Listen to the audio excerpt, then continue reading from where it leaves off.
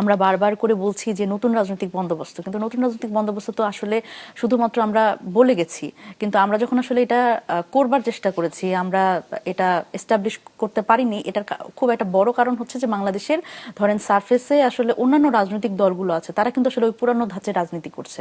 সুতরাং যখন নির্বাচনী সংস্কৃতির মধ্যে আমরা ঢুকেছি, সেটা কিন্তু আমাদের পুরনো সেট আপ। সেখানে আমরাই জাস্ট গিয়ে খুব মানে একটা কি বলবো, একটা ফিশ আউট অফ ওয়াটার এরকম একটা পরিস্থিতির মধ্যে পড়েছি। কারণ আমাদের প্রথমত রাজনৈতিক অর্থায়ন একটা খুব গুরুত্বপূর্ণ ব্যাপার। আমাদের দলীয় অর্থায়নের জায়গাতে আমরা পিছিয়ে ছিলাম, আমাদের সাংগঠনিক দুর্বলতা ছিল। সেই জায়গা থেকে আসলে নানান বাস্তবতার কারণেই, এবং আমাদের আরো একটা গুরুত্বপূর্ণ জায়গা ছিল, সেটা হচ্ছে যে আমরা এই জায়গাতে যখন আসলে সংস্কার নিয়ে আমরা আমাদের একটা বড় এজেন্ডা সংস্কার, বিচার সংস্কার এবং নির্বাচনের কথা আমরা বলছিলাম।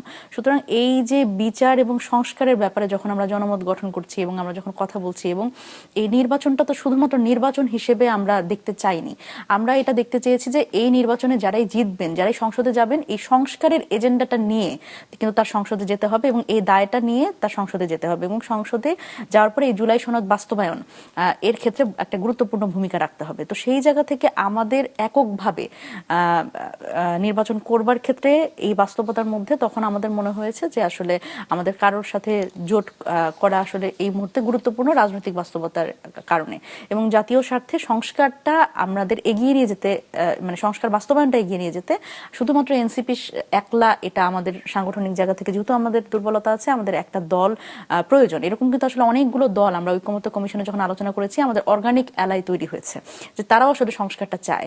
এখানে বিএনপি বড় দল হিসেবে আমরা তখনই আশঙ্কা করেছি যে বিএনপি সত্যিকার অর্থেই সংস্কারের ক্ষেত্রে কতটা আন্তরিক। আমাদের কিন্তু এই শঙ্কাটা ছিল, আমাদের শঙ্কা ছিল যে তারা আসলে নির্বাচিত যদি হয়ও, সেখানে তারা আসলে এই সংস্কারগুলো বাস্তবায়ন কতটুকু করবে, জুলাই সনদ বাস্তবায়নের ক্ষেত্রে বাধা হয়ে দাঁড়াবে কিনা, সেই জায়গাতে আমাদের আসলে একটু স্ট্রং হওয়ার দরকার ছিল।